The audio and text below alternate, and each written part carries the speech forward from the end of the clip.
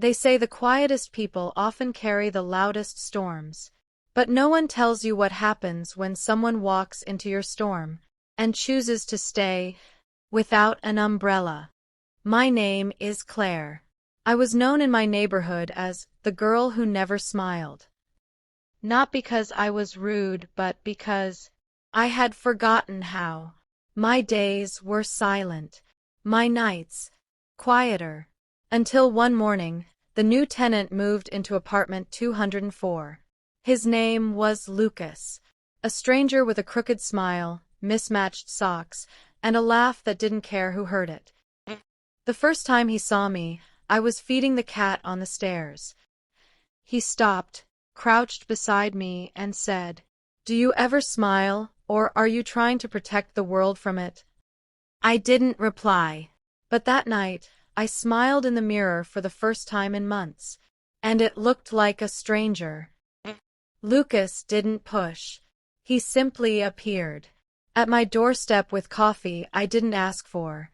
In the hallway with stories I didn't expect. In my silence with presence I didn't know I needed. He was sunshine with scars. Joy with quiet questions. One rainy evening, he knocked on my door, holding 2 mugs and said, "Let's not talk today. Let's just listen to the rain together." I let him in. Weeks passed. My silence grew softer. His stories grew longer. And slowly, we built a language that didn't need explanations. He never asked about the scar on my wrist. And I never asked why he flinched every time a car backfired. Some things didn't need to be said to be understood. Then, one evening, he didn't show up. No knock. No coffee. No warm eyes. I waited by the door, holding a blanket and a secret hope. At midnight, I found a note tucked under the door. It said, "I'm not gone. Just gathering courage. Tomorrow, 7 p.m. Rooftop." The next evening, I climbed to the rooftop. He stood there, shivering slightly, holding a single candle in the wind. No words at first.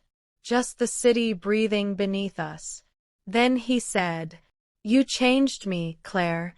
Without touching the past, you healed mine. I know you don't believe in forever, but if there's a version of it you'd consider." He knelt down, shaking but smiling.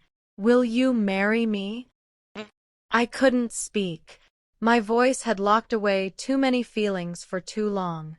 But I nodded. And that was enough. They still call me the girl who never smiled. But now it's a joke. Because I smile too often. Not because life is perfect. But because one person looked at my silence and loved me anyway.